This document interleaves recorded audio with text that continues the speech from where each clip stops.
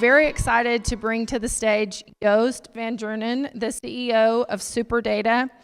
Joost and I have been working together for 10 years, I think. He studied the game in video games. He is one of the go-to people for data, so much so that he built SuperData, and now it is now a Nielsen company. So here to present brand new data on kids, tech, and games.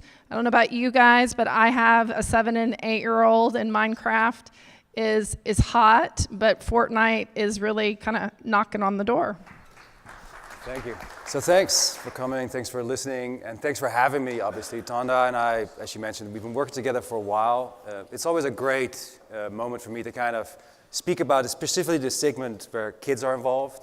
For the very selfish reason that I'm a dad. My child is almost 6, going on 13, and so in many ways for me it's always kind of an interesting lens, right? For the longest time I've been thinking about the world very selfishly as a gamer, as someone who's really into interactive entertainment, and so taking on this new perspective and being part of the discussion with a crowd like this is always very fascinating for me. The picture here, I guess this was after I shaved. I set up a company 8 years ago to basically track digital entertainment, and starting with video games. Video games in many ways are sort of a vanguard in terms of entertainment. What we see there tends to translate into principles that we see everywhere else. I will explain this in more detail. 8 years ago, we started to look at video games from a digital perspective, digital distribution, microtransactions, etc. The games industry wasn't ready for that. They didn't see that as something that was very relevant to their revenue streams or interesting from a design perspective. Over time, that's changed. So over the last 2 decades or so, I've been both looking at interactive entertainment as an academic as well as a commercial researcher. And as Tanda already mentioned, so a few months ago, Nielsen acquired my company, which is a lot of fun because now I have even more data to sink my teeth into, and I look forward to kind of building that out as well, of course. The thing to know is I have about 40 slides and 18 minutes on the clock, so I hope you had some coffee. We'll get it started. I'm noticing that my formatting is broken a little bit, so we'll see what it does. I will distribute the slides freely. You can get in touch with me if you want to see the deck. So, you know, everything that's in there, I will be able to share with you guys. These are the 5 things. So I'm going to do a very simple perspective. I'm going to take 5 games, and I'm going to tell you some of the principles behind them and how I believe that those are going to be the drivers of change, particularly when it comes to technology relevant to children and younger audiences. To this crowd, it's probably not an unfamiliar story, but most of the people I talk to, like game publishers and financial investors, they find it kind of hard to believe that there was a moment not too long ago when everybody and his mother had this sort of toy in their hand that was $5 on the street in Chinatown. Everybody could just build one and sell one. It was unlicensed, and it was very counter-cyclical or counterintuitive to the traditional way that toy companies and retailers operate, right?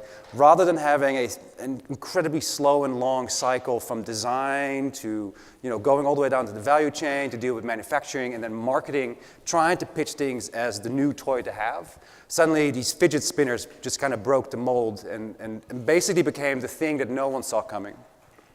So in that same context, we see then toy retailers basically suffering the brunt of this. Of course, there's a larger story here, but it didn't help that they were kind of swinging and missing on a lot of this stuff. And so whenever I stand in front of American audiences, as well as my class at NYU, this is sort of the part where people wince. They go, ooh, I used to go there. It was so much fun with my parents. I'd get a toy on the weekends. And now it's basically this sort of decline of traditional retail. So that's largely the metaphor for what's happening in the games industry in general. When we look at entertainment on a high level, we have sort of these key moments in the history. Of the last 30 years of data, you see the introduction and popularization of broadband connections. Everybody has the internet. Everybody has a big enough pipe to download all that stuff to their house, their home, their phones. And then, of course, the introduction of the iPhone in 2007. Apple rewrote the book single-handedly on how we consume entertainment. And so those are 2 key moments in sort of the overall history of entertainment. If you look at the different categories, then suddenly you realize, like, okay, well, some of them suffered greatly. Newspapers, magazines have a hard time sort of reinventing their revenue models. Others do fairly well. They sort of stay flat, so they go fine year over year. But games is really the big winner in this context, right? There's something about games that makes it so that they continue to thrive even as other entertainment categories suffer. If you organize it by different sort of consumer patterns or different ways that we consume entertainment, watching kind of flat there, reading take a big dip, and then listening while it's doing finer towards the end because of the introduction of new technologies and companies like Spotify gaining popularity. Playing is really a growth category for a lot of consumers. So the instinct to play, in my mind, is this interesting topic of conversation purely because it's a universal thing, right? Sort of irrespective of historical moment or of cultural context, everybody plays. And that has everything to do with the fact that we're sort of hardwired to figure out the world around us by looking at things in a sort of play form, in a playful format. So the best way to understand that relationship with regards to technology is to go back to Windows 95, and everybody will remember Minesweeper and Solitaire. And of course, the reason these games were on there, wasn't because Microsoft thought they were fun. We were learning how to use a mouse for the first time, right? For the first time ever, people had to interface with like a graphical user interface, and they had to figure out what it was to double-click things. They had to figure out what it was to drag and drop things that are totally obvious to us today. At the time were not. And so in a very playful way, they familiarized us with how to use the new technologies. So in that same vein, I want to talk a little bit then about what is it that the titles of today that are very popular tell us about the future or the current state of technology. So the first one is Angry Birds. Angry Birds follows that same exact model, right? It's the moment where everybody had a fancy new glistening iPhone in their hands, wondering like, how do I use this? And one of the big innovations was the interface. You'd end up basically dragging and dropping things, right? The touchpad interface was a sort of radical new idea, and it was very intuitive, but you had to learn how to do it, right? That sort of way to catapult the birds, that showed you how to do it. Not only that, it became then, of course, a model that everybody wanted to emulate in terms of revenue. The revenue model, if you remember behind Angry Birds, was the game is free, but you can pay $1, $1.99, and then you get more levels, et cetera, et cetera.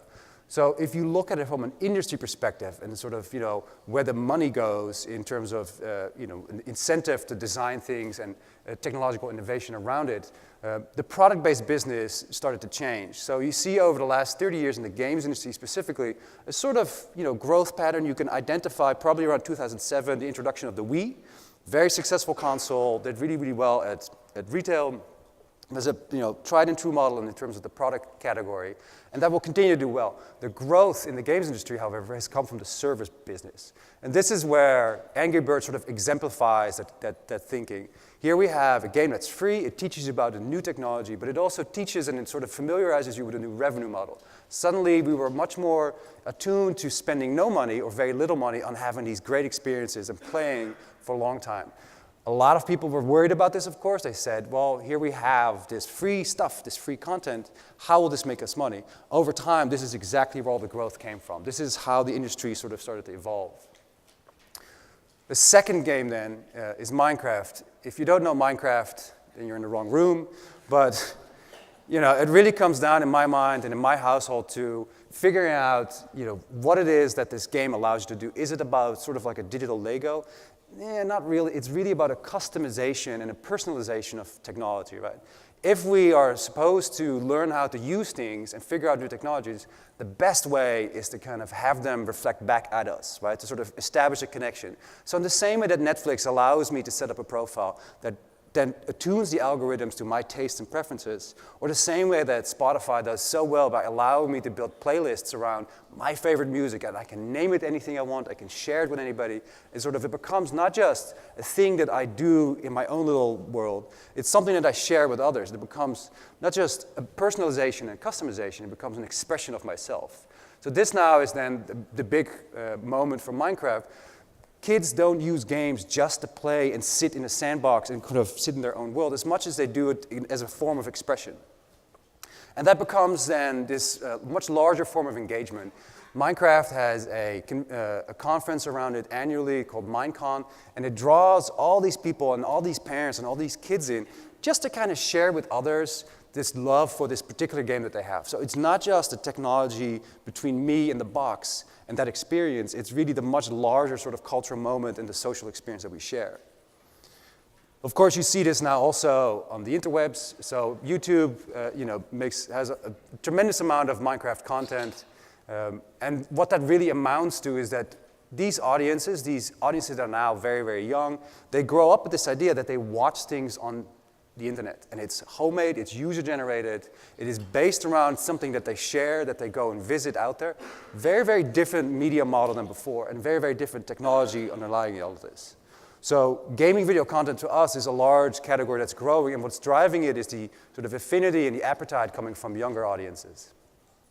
Number 3, Minions. In this particular game, Despicable Me 2, Minion Rush, made by Glue Mobile, I believe.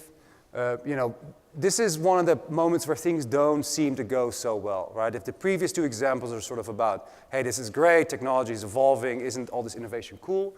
This one is a little bit different. So again, as the parent, so this is a picture of my kid from a few years ago. I'm sure that you share your sort of sense of, I have to be responsible, I got to teach him the right way, and here's this inevitable iPad in his life, in his world, in his life, and I have to figure out how to deal with that. So we're all familiar with the sticker boards. Like you do your chores, you get a sticker, you get enough stickers, you get a toy, or you get a piece of candy. That works beautifully for my kid. And so this is obviously a principle that works really well, I think, across most childhoods. Where it kind of breaks down for me is exposing kids too aggressively and too early on to these sort of really sort of predatory monetization models. So this is an example. It's not so much predatory in that they're trying to shake you down. It is way too confusing. As a parent, as a lazy parent, the second I put him behind a game, I expect him to kind of just have fun for a little bit, not ask a bunch of questions about what does this mean, and how many bananas go into a banana vacuum, and do I have to watch this ad, and is this ad properly targeted to my game and to my child? All of those things kind of fall to the wayside. So here we see a disconnect in terms of technology, and here we see a moment and an instance of a publisher kind of swinging and missing on what should really be a mega franchise, but executing in a sort of old-fashioned or sort of inappropriate way. What makes sense then, of course, in response to this is that a platform like Apple says, you know what, free-to-play might not work for everybody. We should have categories that basically allow this to be more efficient. So they have pay once and play, where you just buy the game and you're done, right? The sort of old-fashioned premium revenue model where you pay a couple of bucks and that's it. There's no more asking for money down the line. And this is, of course, a great category for kids as well as for parents. And you see titles like, from the Toca Boca series do really, really well on this category. It's really about exploration. It's uninterrupted fun. You can play as much as you like, and you don't really have to worry about sort of the world around there in terms of monetization and other questions. Number 4, Pokemon Go. So another one of these that I spend most of my career talking about, at least the last few years. It's very interesting. So I'm a Dutchman. I left the Netherlands because the food is terrible and the weather is worse. And so I find myself 2 years ago, suddenly talking to the reporters, and they're showing me this picture. This is a picture not too far from where I grew up, where thousands of people were looking for Pokemon in the dunes of the Netherlands, right? And everybody was upset because they were trampling the nature of it all, and it was this interesting moment. Most of all, what this brought to the foreground to sort of the mainstream news media was that suddenly games were out there, right? They were in public spaces, they were in the middle of the city. My office, not too far from Central Park, was just mobbed by just thousands of people looking for Pokemon everywhere. And it wasn't so much that it was a fad and that the game was interesting or not. Who kind of cares about that? What's interesting in my mind is that suddenly, where gaming used to be this fringe activity that weird people do in their parents' basement and be covered in Cheeto dust, suddenly is this thing that sits like out there in public and everybody knows about it. And so now it's a form of expression, but it's also something that we share socially and much broader culturally. So what that does then is now we have a conversation going. Now we have a really interesting take on traditional things like discovery, right? In a digital environment, in an infinite inventory, ostensibly, you could find things as long as the algorithms are good enough. In a traditional setting like GameStop, like you walk in, what do I buy? What's the best deal for my money? That model, just like Toys R Us, isn't working so well for a variety of reasons, but most of all, of course, that digital has taken over and is offering different solutions. What's interesting about the kids segment in that context is that, as they play, they don't just go to the store and run search queries, they go to their buddies. So Pokemon has a long history of being something that's very portable, that fits in your pocket, that is very universal, and that allows people to kind of socialize, right? It's a card deck that you sit at the playground, you play with your 12-year-old buddies. It's a really fun experience, but it also allows you to kind of share with others, like talk about the game and do things like that. So in terms of, how do kids find out about this stuff, they learn from each other, right? So when it comes to Minecraft, when it comes to FORTNITE, it's so sad. I had such beautiful formatting. Anyways, when it comes to those games, you see this young category is the most aware of things without any help from us as advertisers and marketers, right? They know instinctively because they have this little social network and they all talk about it, right? And there's a tremendous amount of commercial power behind these kids sort of driving the success of titles like this.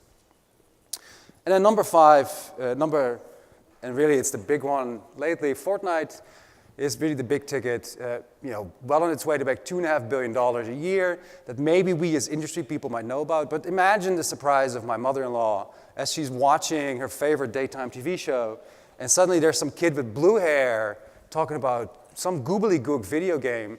What? And his name is Ninja. Is this some kind of circus act? No, this is a millionaire who spends his time 12 hours a day broadcasting on Twitch and basically having a great time playing a game, doing it with celebrities and other people, and bringing this into the mainstream. And so if we look at the metrics for some of this, you see here FORTNITE in the orange, some of the other major titles on a platform like Twitch where you have hundreds of millions of people watching every day, hour after hour, other people play video games. You see a game like FORTNITE break out of it.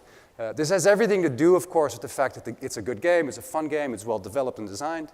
But Ninja, in this case, also had the unaided help of musician Drake, and that kind of pushed it into the mainstream. And suddenly, FORTNITE became this overnight success, where it's been in development for a decade, which most people don't know. Suddenly, you find that this is a very popular thing. What that does and what it accomplishes is not just that we talk about it as a sort of cultural artifact where we say, oh, that's so cool, or the gameplay is interesting in a way.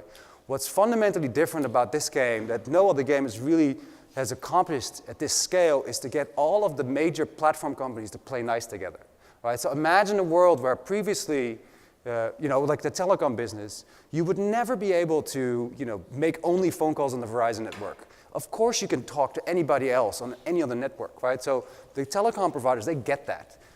The walled gardens of the console business, they don't. They're still figuring that out. And so here now is a game that is so successful and it has so much to offer in terms of network effects and sort of just a joy of playing that you have an entire generation that are going to grow up where cross-play or interoperability between platforms is sort of a given and not some exception. And that's not just for FORTNITE. You see it here also with Roblox. As Roblox goes from PC to console to mobile, suddenly you find that it's doing really well, and it builds all these network effects in. So you can expect a future for a lot of game design, a lot of the technology specifically targeted at this audience to keep tabs on or to have an eye out for the ability to be cross-platform enabled. So that's the summary of them. We have this emergence of new revenue models. We have this sort of games as a service model that is much more difficult to understand for traditional publishers than you'd think, but it's very, very profitable. We have a lot of course, self-customization of the content, and it becomes a form of expression. I don't know why there's so many typos in there. I'm really smart, I swear. I spell-checked it. I fired interns over this kind of stuff. So subscriptions are a very sort of obvious model. So now that games are mainstream, we can buy by the bundle rather than by the item. Of course, this is also to some degree a lot to do with the fact that tech companies and entertainment companies, they figured out that recurrent subscription revenue gets a much higher valuation if you're publicly traded than when you just do a transactional model and you get valued for EBITDA. Changes in discovery is very different. It's much more sort of the crowdsourced, helping each other understand things, building the algorithms, but there has to be a human involved to kind of give it a little bit of zhuzh to kind of help people understand these things better and find the things that are really relevant to them. And of course, interoperability. So those are 5 big drivers of the change in technology that we've observed in the games business when it focuses on children. And I'm happy to hear more of your questions. I welcome the conversation and discussion. My name is Joost. Thank you for your time.